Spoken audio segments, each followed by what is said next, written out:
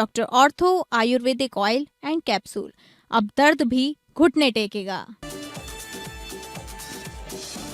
झांसी में सट्टेबाजी के आरोप में भाजपा नेता गिरफ्तार। आईपीएल में ऑनलाइन सट्टा नेटवर्क में बीजेपी नेता का नाम। 100 करोड़ रुपए के लेन देन की बात आई सामने। पुलिस पूरे नेटवर्क की जांच में जुटी। हरदोई में मंत्री नितिन अग्रवाल ने बुद्ध की प्रतिमा का किया अनावरण। मंत्री नितिन अग्रवाल ने केंद्र सरकार की योजनाओं के बारे में बताया। कहा, गरीब महिला, युवा और किसानों के लिए कई कल्याणकारी योजनाओं का सीधा लाभ जनता को मिल रहा। शाहजहांपुर में अराजक तत्वों ने अंबेडकर की मूर्ति तोड़ी। नाराज दलित समाज के लोगों ने किया हंगामा। पुलिस ने क्षतिग्रस्त प्रतिमा को ठीक कराया। प्रतिमा को क्षतिग्रस्त करने वालों के खिलाफ मुकदमा दर्ज।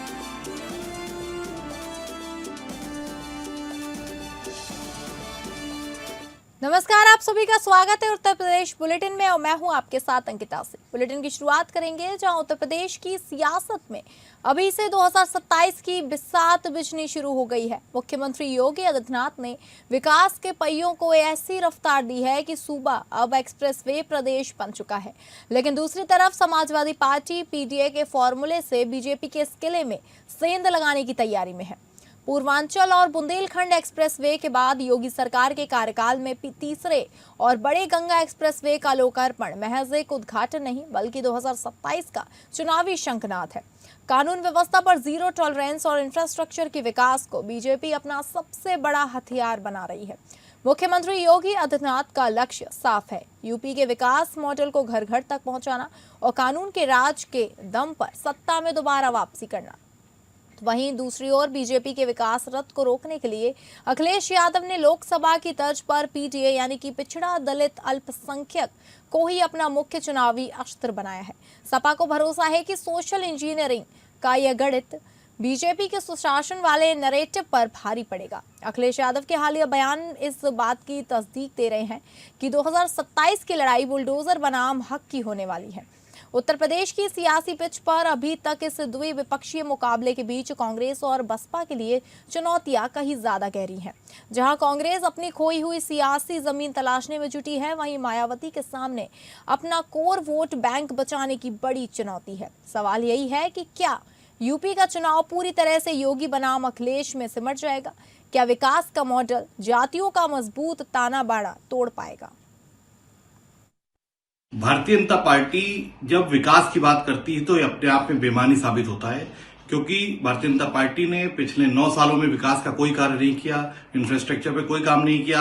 एक एक्सप्रेसवे बना लिया है और इससे पहले जो एक्सप्रेसवे बनाया था उसकी जो दुर्गति हुई थी ये भी सबको पता है। प्रधानमंत्री जी के उद्घाटन के कुछ दिनों बाद ही उसमें एक ट्रक के बराबर गड्ढे हो गए थे। कि जितना कि जनता के हित में हो और जनता के हित के कार्य होते रहे, जनता का मनोबल बढ़ता रहे और जनता हमको बराबर बैठाती रहे। जैसे जनता ने हमको 2 बार से बिठाया है और सबको खारिज किया है और हमारे प्रति जनता ने बड़ा जनादेश दिया है और देती भी जा रही है। हरदोई में स्वतंत्र प्रभार मंत्री नितिन अग्रवाल ने सिनेमा चौराहा पर भगवान बुद्ध की प्रतिमा का अनावरण किया। इस मौके पर उन्होंने कहा कि अब यह चौराहा भगवान बुद्ध के नाम से जाना जाएगा, जिससे क्षेत्र की सांस्कृतिक पहचान को नई मजबूती मिलेगी। मंत्री नितिन अग्रवाल ने केंद्र सरकार की योजनाओं का जिक्र करते हुए कहा कि नरेंद्र मोदी के नेतृत्व में गरीब, महिला, युवा और किसानों के लिए कई कल्याणकारी योजनाएं चलाई जा रही हैं, जिनका सीधा लाभ जनता को मिल रहा है। वहीं विपक्ष पर निशाना साधते हुए उन्होंने कहा कि विपक्षी दलों को आपदा में राजनीति करने की आदत हो गई है और वे केवल मुद्दों का राजनीतिक फायदा उठाते हैं। महिला आरक्षण को लेकर भी उन्होंने विपक्ष को घेरा और कहा कि संसद में पास हुए बिल का विरोध कर विपक्ष ने अपना महिला विरोधी चेहरा उजागर किया है। इसके साथ ही मंत्री ने यूपी में तेजी से हो रहे एक्सप्रेसवे विकास की सराहना करते हुए कहा कि प्रदेश देश में इंफ्रास्ट्रक्चर का बड़ा केंद्र बनता जा रहा है। विष्णु के 9वें अवतार भगवान गौतम बुद्ध की प्रतिमा का और उन्हीं के नाम से अब ये सिनेमा चौराहे नहीं बल्कि भगवान गौतम बुद्ध चौक के नाम से पहचान बनेगी। आज उनकी प्रतिमा का अनावरण किया है। मुझे बहुत खुशी है कि आज बुद्ध पूर्णिमा के पावन अवसर पर मुझे ये मौका मिला है। भगवान बुद्ध की जो सीख है, पूरे विश्व में शांति और अहिंसा का जो उन्होंने प्रचार किया, मैं मानता हूं कि आज उन्हीं की सीख और उन्हीं के आदर्शों पे चल के पूरा विश्व आज आगे बढ़ रहा है, हमारा देश आगे बढ़ रहा है। तो मुझे आज बहुत प्रसन्नता है कि आज इस पावन पर्व पर मुझे आज उनकी भव्य प्रतिमा के लोकार्पण का अवसर मिला है। यूपी के शाहजहांपुर में अराजक तत्वों ने अंबेडकर की प्रतिमा को क्षतिग्रस्त कर दिया। इसके बाद गांव में दलित समाज के लोगों ने भारी हंगामा किया। तनाव की स्थिति को देखते हुए गांव में पुलिस बल तैनात किया गया। पुलिस ने मुकदमा दर्ज करके अंबेडकर की मूर्ति को क्षतिग्रस्त करने वालों की तलाश शुरू कर दी है। घटना थाना निगोही क्षेत्र के कटैया गांव की है, जहां आज गांव के बाहर लगी अंबेडकर की मूर्ति को अज्ञात लोगों ने क्षतिग्रस्त कर दिया। अंबेडकर की प्रतिमा के एक हाथ को तोड़ दिया गया। खबर फैलते ही दलित समाज के सैकड़ों लोग मौके पर पहुंच गए और आरोपियों की तरह गिरफ्तारी की मांग करने लगे। सूचना के बाद मौके पर पहुंची पुलिस ने किसी तरह से क्षतिग्रस्त प्रतिमा को ठीक कराया। प्रतिमा को चारों तरफ से तिरपाल से ढक दिया गया, साथ ही एक सीसीटीवी कैमरा भी लगाया गया। तनाव की स्थिति को देखते हुए गांव में पुलिस बल तैनात किया गया। पुलिस का कहना है कि अंबेडकर की प्रतिमा को क्षतिग्रस्त करने वालों के खिलाफ मुकदमा दर्ज कर लिया गया है। जल्दी अज्ञात लोगों का खुलासा कर उनकी गिरफ्तारी कर ली जाएगी। उक्त प्रकरण थाना निगोही जनपद शाहजहांपुर के संबंध में है। आज प्रातः डायल 112 के माध्यम से इवेंट प्राप्त हुआ कि उस्मानपुर कटैया नामक ग्राम में अंबेडकर प्रतिमा के एक हाथ को क्षतिग्रस्त कर दिया गया है। इस सूचना पर तत्काल थाना पुलिस निगोही मौके पर पहुंची और प्रतिमा की मरम्मत कराई। उसके बाद प्रतिमा को सुरक्षित रूप से संरक्षित कर दिया गया है। घटना स्थल पर सीसीटीवी कैमरे लगाए जा रहे हैं और संदिग्ध व्यक्तियों की तलाश हेतु पुलिस टीमें दबिश दे रही हैं। मुकदमा पंजीकृत हो गया है। मौके पर शांति व्यवस्था कायम है। अग्रिम विधिक कार्रवाई की जा रही है। अब खबर झांसी से है, जहां सत्ता के करीब माने जाने वाले भाजपा नेता आशीष उपाध्याय को पुलिस ने गिरफ्तार कर लिया है। आरोप है कि आशीष उपाध्याय ऑनलाइन क्रिकेट सट्टा कारोबार में करीब 100 करोड़ रुपए के ट्रांजैक्शन से जुड़े हुए थे। दिल्ली के चाणक्यपुरी स्थित आवास से हुई इस गिरफ्तारी ने जिले की राजनीति में भूचाल ला दिया है। झांसी के नवाबाद और चिरगांव थाना पुलिस की संयुक्त टीम ने भाजपा नेता और आशीष उपाध्याय को दिल्ली से गिरफ्तार किया। बताया जा रहा है कि आईपीएल के दौरान चल रहे ऑनलाइन सट्टा नेटवर्क में उनका नाम सामने आया था, जिसमें करीब 100 करोड़ रुपए के लेन देन की बात कही जा रही है। सूत्रों के मुताबिक आशीष उपाध्याय पिछले कई वर्षों से राजनीतिक और आर्थिक लाभ के लिए अलग अलग खेमों में सक्रिय रहे हैं। धनबल और प्रभाव के चलते वे अक्सर बड़े मंचों पर नजर आते थे और खुद को प्रभावशाली नेता के तौर पर स्थापित करने की कोशिश करते थे। हाल ही में एक कार्यक्रम के दौरान उनके बयान भी चर्चा में आए थे, जहां उन्होंने मीडिया को लेकर विवादित टिप्पणी की थी। इधर आईपीएल सीजन के दौरान जिले में सट्टा कारोबारी तेजी से बढ़ रहा था, जिससे कई परिवार प्रभावित हो रहे थे। सदर विधायक रवि शर्मा द्वारा पुलिस मुख्यालय को पत्र लिखकर कार्यवाही की मांग के बाद पुलिस ने सख्ती दिखाते हुए कई सटोरियों को गिरफ्तार कर लिया है। इसी का जांच के दौरान आशीष उपाध्याय का नाम सामने आया, जिसके बाद यह बड़ी कार्रवाई की गई। फिलहाल पुलिस पूरे नेटवर्क की जांच में जुटी है और आगे की भी खुलासे होने की संभावना है। क्या आप सभी को अवगत कराना है कि आप लोगों को विदित है कि हाल ही में कुछ दिन पहले हम लोगों ने एक बड़ा सिंडिकेट जो सट्टा संचालन कर रहे थे, उनके 3 सदस्यों को गिरफ्तार करके जेल भेजा है, जिसमें करीब 100 करोड़ से अधिक लेन देन की विषय भी सामने आया था। इसी सिंडिकेट के एक बहुत ही अहम सदस्य आशीष उपाध्याय को आज दिनांक 1/5/2026 को झांसी पुलिस द्वारा अरेस्ट की गई है और बाकी अन्य विधिक कार्रवाई प्रचलित है। जो भी विषय सामने आएंगे आपको अवगत कराया जाएगा। पीलीभीत पुलिस ने शुक्रवार को 3 बीवी रखने वाले करोड़पति चपरासी इल्हाम उर रहमान शम्सी से गिरफ्तारी केस के खिलाफ बड़ी कार्रवाई की है। पुलिस ने करोड़ों के घोटाले में शामिल उसकी 2 पत्नी लुबना और अजारा खान, साली फातिमा, सास नाहिद, रिश्तेदार आफिया खान, परिचित परवीन खातून और आशकारा परवीन को गिरफ्तार किया। इल्हाम की पहली पत्नी अर्शी खातून को पुलिस ने पहले ही जेल भेज चुकी थी। वह इस समय जमानत पर जेल से बाहर है। आरोपी चपरासी जिला मुख्यालय से 40 किलोमीटर दूर बीसलपुर इंटर कॉलेज में तैनात था। 8 साल पहले उसने जुगाड़ से जिला विद्यालय निरीक्षक ऑफिस में अटैचमेंट ले लिया। फिर वह सैलरी के लिए टोकन जनरेट करने आदि जैसे काम भी देखने लगा। उसने तीनों पत्नियों, सास, साली समेत अपने रिश्तेदारों को टीचर, बाबू और ठेकेदार बना दिया। सातों के खाते में 8 करोड़ 15 लाख ट्रांसफर किए। जांच के दौरान पुलिस को अभी तक 53 ऐसे बैंक खाते मिले हैं जिसमें घोटाले की रकम ट्रांसफर की गई। जिन 7 आरोपियों को पुलिस ने गिरफ्तार कर जेल भेजा है, उनके खातों में 8 सालों में अब तक 8 करोड़ 15 लाख रुपए ट्रांसफर हुए थे। ये रकम सैलरी और कॉलेज में फर्जी काम कराने के नाम पर भेजी गई थी। पुलिस ने अलग अलग बैंक खातों में जमा 5 करोड़ 50 लाख रुपए की धनराशि को फ्रीज कर दिया है। 2026 के फरवरी महीने में बैंक ऑफ बड़ौदा के मैनेजर ने पीलीभीत डीएम ज्ञानेंद्र सिंह को एक पत्र भेजा। उसमें बताया गया कि ट्रेजरी ऑफिस से 1 करोड़ 15 लाख रुपए के निजी बैंक खाते में ट्रांसफर किए गए। इसके बाद डीएम ने 3 सदस्यीय जांच कमेटी गठित की। जांच के दौरान खुलासा हुआ कि डीआईओएस ऑफिस से करीब 8 साल से फर्जी शिक्षकों को दर्शाकर निजी बैंक खातों में धनराशि भेजने का खेल चल रहा है। जांच में मास्टरमाइंड के तौर पर चपरासी इल्हाम का नाम सामने आया। पता लगा कि डीआईओएस ऑफिस के चपरासी ने फर्जी सैलरी के टोकन जनरेट कर अपने रिश्तेदारों के अकाउंट का नंबर प्रयोग किया, लेकिन नाम किसी और के दिखाए। करोड़ों रुपए का सरकारी पैसा अपनी 3 पत्नियों और साली समेत अन्य रिश्तेदारों के खातों में ट्रांसफर किया। पुलिस जांच में सामने आया कि आरोपी इल्हाम की 3 पत्नियां हैं, सभी अलग अलग जगहों पर रहती हैं। इल्हाम ने पहली पत्नी अर्शी के बैंक खाते में 1.15 करोड़ रुपए का ट्रांजैक्शन किया, जिससे पूरे घोटाले का खुलासा हुआ। वहीं दूसरी पत्नी अजारा ने पूछताछ में बताया कि उसे पति की अन्य शादियों की जानकारी नहीं थी। उसने कहा कि पहली शादी किससे हुई ये भी उसे नहीं पता। आरोपी इल्हाम ने 30 मार्च को हाईकोर्ट से अग्रिम जमानत ले ली थी। इनके अकाउंट नंबर प्रयोग किए गए हैं, परंतु नाम किसी और का डाला गया है। तो अपने रिश्तेदारों के खाते में पैसे डाले गए हैं, पर जो रोल होता है उस पर नाम किसी और का दिखाया गया। जैसे कि चतुर्थ श्रेणी का कर्मचारी था, उसको एक्सेस नहीं होना चाहिए था। जिस प्रकार के टोकन जनरेशन और बिल जनरेशन वह व्यक्ति कर रहा था, तो वो अनधिकृत रूप से कर रहा था। तो अवश्य ही इसमें काफ़ी लूप होल हैं। उन सब की गंभीरता से जांच की जाएगी और आगे जितने भी अपराधी हमारे संज्ञान में आएंगे सबको गिरफ्तार किया जाएगा। सर, जो 7 महिलाएं पुलिस ने अरेस्ट की, इसमें से इल्हाम की कितनी पत्नी है? देखिए, जो भी प्राप्त सूचना है उसके अनुसार 2 इसमें से इल्हाम की पत्नी है। एक पत्नी आरशी को पहले ही हम गिरफ्तार करके जेल भेज चुके हैं और इनमें 2 इनकी पत्नी है।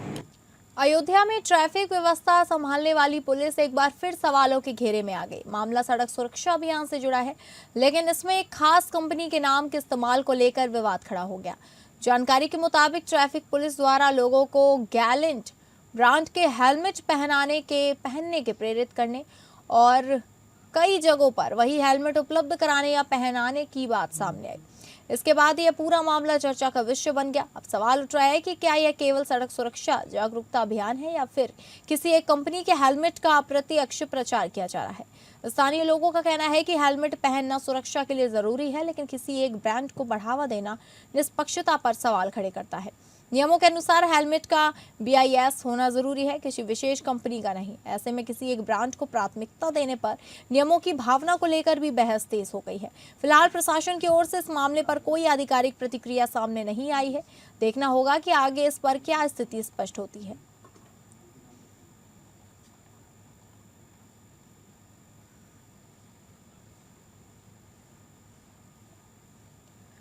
जौनपुर के सराय ख्वाजा थाना क्षेत्र में शुक्रवार की रात 3 नकाबपोश बदमाशों ने रास्ते में कार को निशाना बनाते हुए गोलियां बरसाकर 21 वर्षीय दूल्हे आजाद बिंद की हत्या कर दी। दूल्हे की कार को चारों तरफ से घेरकर नकाबपोश बदमाशों ने ताबड़तोड़ गोलियां बरसाई।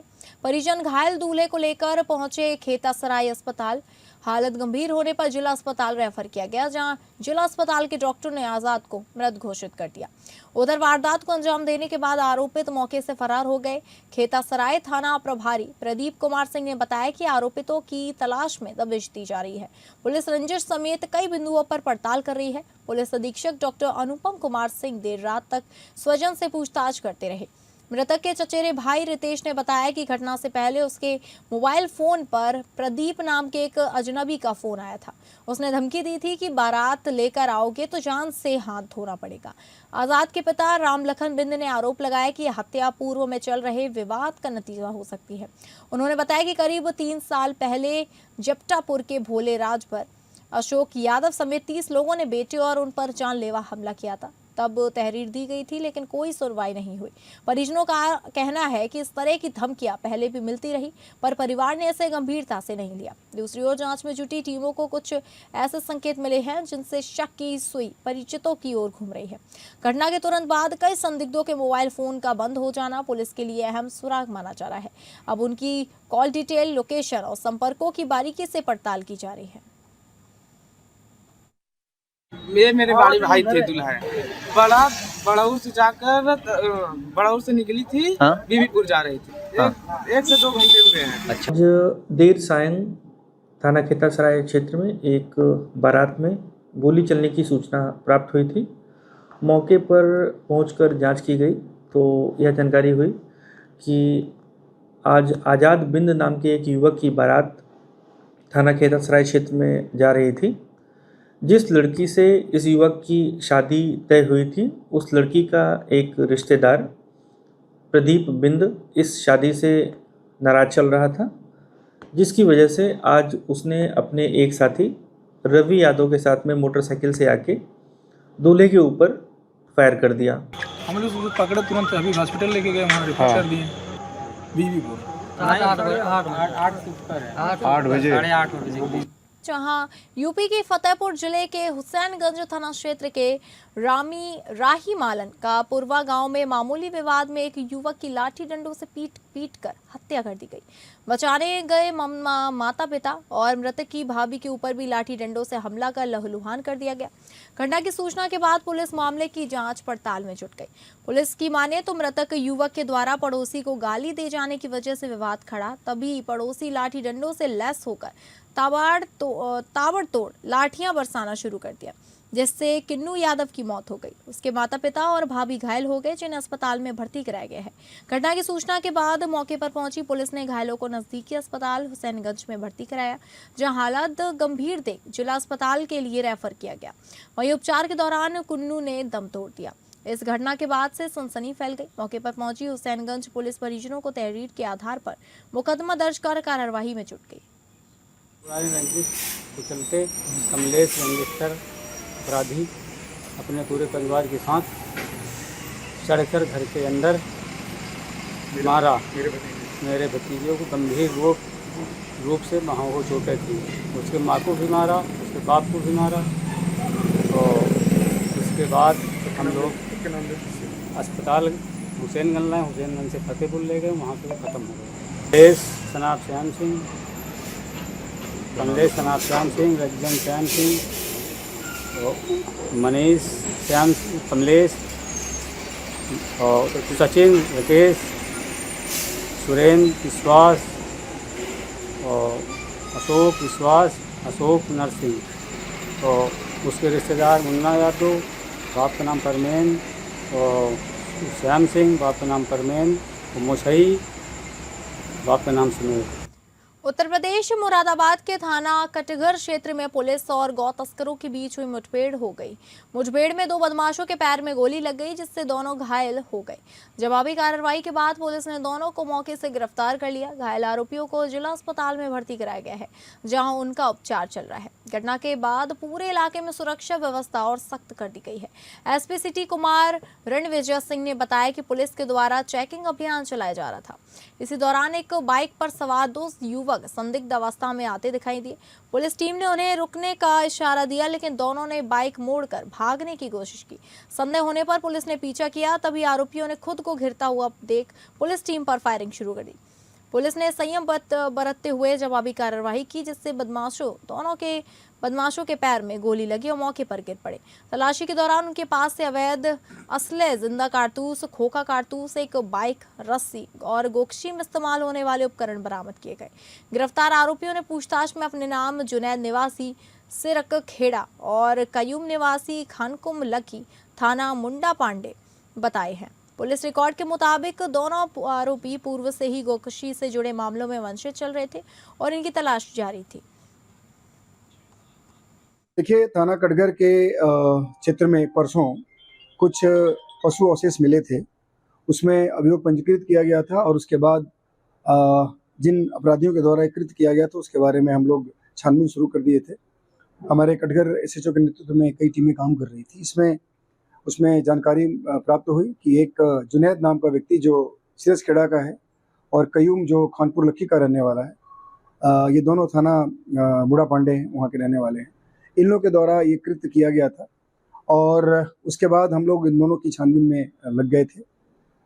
आज सूचना मिली थी कि जो ये जुनैद है ये अपने कुछ लोगों के साथ पुनः यूपी के हमीरपुर जिले में जिलाधिकारी अभिषेक गोयल और पुलिस अधीक्षक मृगांक शेखर पाठक ने सदर बस स्टैंड का संयुक्त निरीक्षण किया। बस स्टॉप के सामने जाम की समस्या और परिसर में गंदगी, जल भराव, बसों की जर्जर हालत, कई जगह टूटी सड़कें और जल निकासी की समस्या भी सामने आई। डीएम ने अव्यवस्थाओं पर एआरएम को कड़ी फटकार लगाते हुए तत्काल सुधार के निर्देश दिए। डीएम ने कहा कि बस स्टैंड के सामने लगने वाले जाम का बड़ा कारण खराब बसें हैं। डीएम ने निर्देश दिए कि बसों को सड़क पर भेजने से पहले ही दुरुस्त किया जाए ताकि वे बीच रास्ते में खराब होकर यातायात बाधित न करें। डीएम को बस स्टैंड पर अव्यवस्था और जमा की लगातार शिकायतें मिल रही हैं। इसी के चलते यह निरीक्षण किया गया। उन्होंने निजी बसों के अवैध रूप से खड़े होने से लगने वाले जाम पर एसपी के माध्यम से कार्रवाई के निर्देश दिए। साथ ही नगर पालिका ईओ को सफाई व जल भराव दूर करने को कहा। डीएम ने बताया कि बस स्टैंड के सुधार के लिए शासन को भेजे गए एस्टीमेट की समीक्षा की जाएगी। निरीक्षण किया है क्योंकि हमें काफ़ी शिकायतें मिली थी कि बस स्टेशन के बाहर थोड़ी ट्रैफिक की प्रॉब्लम है और बस स्टेशन की हालत भी इतनी अच्छी नहीं है। इसी के लिए यहाँ पे साफ सफाई की व्यवस्था, पानी निकासी, बस इसके बोर्डिंग पॉइंट, लोगों के बैठने की व्यवस्था इत्यादि सभी फैसिलिटीज़ का हमने जायजा लिया है और ट्रैफिक हम कैसे बेहतर कर सकते हैं इसके लिए भी हम कार्ययोजना बना रहे हैं। इसी के लिए जो हम लोग यहाँ पे ट्रैफिक की समस्या है, किस लिए लग रहा है, इन्हीं सब के लिए हम कार्ययोजना बनाने के लिए आज हमने निरीक्षण किया है। हम इस चीज़ पर फोकस कर रहे हैं कि गाड़ियों की पहले ही मरम्मत हो जाए, रिपेयर हो जाए ताकि वो ख़राब ना हो। One of the major reason जो हमने यहाँ पे देखा वो ये कि गाड़ियाँ ख़राब हो जाती हैं क्योंकि हमारा 2 ही लेन रोड है, इसकी वजह से ज़्यादा जाम लगता है। झांसी के मऊरानीपुर में एक अजीबोगरीब मामला चर्चा का विषय बना हुआ है। एक युवक द्वारा 22 साल की पत्नी के 55 साल के प्रधान पति के साथ भागने के आरोप में नया खुलासा हुआ है। दरअसल शिवगंज मोहल्ला के रहने वाले पुष्पेंद्र वर्मा ने अपनी 22 साल की पत्नी करिश्मा पर 55 साल के ग्राम प्रधान पति के साथ 2.5 लाख कैश और जेवर लेकर फरार होने का आरोप लगाया था। लेकिन जैसे ही यह फरार पत्नी थाने पहुंची, उसने पति के दावों की हवा निकाल दी। करिश्मा का कहना है कि प्रधान पति उसके पिता समान है। वे अपने पति से परेशान होकर अपने रिश्तेदार के घर गई थी, जिसके बाद उस पर इस तरह के आरोप लगाए गए। पुष्पेंद्र वर्मा ने पुलिस को बताया कि 29 अप्रैल को शाम जब वह घर पर नहीं था, तब उसकी पत्नी करिश्मा गांव के प्रधान पति के साथ चली गई। पुष्पेंद्र का दावा है कि घर से 2.5 लाख रुपए नगद और सोने चांदी के गहने भी गायब हैं। उसका आरोप है कि शादी के कुछ समय बाद से ही प्रधान पति का घर आना जाना बढ़ गया और दोनों के बीच बढ़ती नजदीकियों का विरोध करने पर यह कदम उठाया गया। मामले में ट्विस्ट तब आया जब करिश्मा खुद मऊरानीपुर थाने पहुंच गई। उसने भागने के आरोपों को सिरे से खारिज करते हुए कहा कि वह किसी के साथ नहीं भागी, बल्कि प्रताड़ना से तंग आकर ग्वालियर अपने रिश्तेदारों के पास गई थी। करिश्मा ने इमोशनल होते हुए कहा कि मेरे माता पिता नहीं हैं, प्रधान पति मेरे लिए पिता समान है और उन्होंने हमेशा मेरा सहारा दिया है। इस दौरान करिश्मा ने अपने पति पर ही मानसिक उत्पीड़न का आरोप जड़ दिया है। इधर 55 साल के प्रधान पति ने इस पूरे मामले को एक साजिश बताया। उनके अनुसार कुछ दिन पहले तहसील में पति पत्नी के विवाद को लेकर एक पंचायत हुई थी, जिसमें पुष्पेंद्र को अपनी बेसहारा पत्नी का ख्याल रखना या गुजारा भत्ता देने की हिदायत दी गई थी। प्रधान पति का दावा है कि इसी बात से चिढ़कर पुष्पेंद्र ने उन्हें बदनाम करने के लिए झूठी कहानी गढ़ी। फिलहाल मऊरानीपुर पुलिस दोनों पक्षों के विरोधाभासी बयानों की जांच कर रही है। पुलिस का कहना है कि महिला के बयान दर्ज कर लिए गए हैं और तथ्यों के आधार पर आगे की कानूनी कार्रवाई की जाएगी। उसी दिन से घर में हूँ। आज से 2 दिन पहले एक तहसील में पंचायत हुई थी। हमारे गांव की लड़की है, उसकी ससुराल मऊरानीपुर में है। वो रहना चाहती है, वो रख नहीं रहा है। क्या मालूम क्यों नहीं रख रहा है। तो हमने लोगों ने उस पर दबाव बनाया कि भाई तुम्हारी पत्नी है, रखो, और नहीं रखना है तो इसको गुजारा भत्ता दो। वो कहाँ से खाएगी, उसके माँ बाप है नहीं, दादी नानी के पास रहती है। जब हमने उससे कहा तो वो हमसे भड़क गया और वहाँ से भाग गया पंचायत से। और किसी अराजक तत्व के मिलने पर उसने षड्यंत्र रचा और कल मेरे खिलाफ कोतवाली मऊरानीपुर में एक प्रार्थना पत्र दिया कि प्रधान जी मेरी पत्नी को भगा के ले गए हैं। गलत आरोप लगाया है। वो हमारे बाप समान है और उनपे है ना गलत लगाया है, आरोप है गलत लगाए उनने। फंसाने के लिए तो भी लगाता है। तो फिलहाल उत्तर प्रदेश बुलेटिन में बस इतना ही। नमस्कार।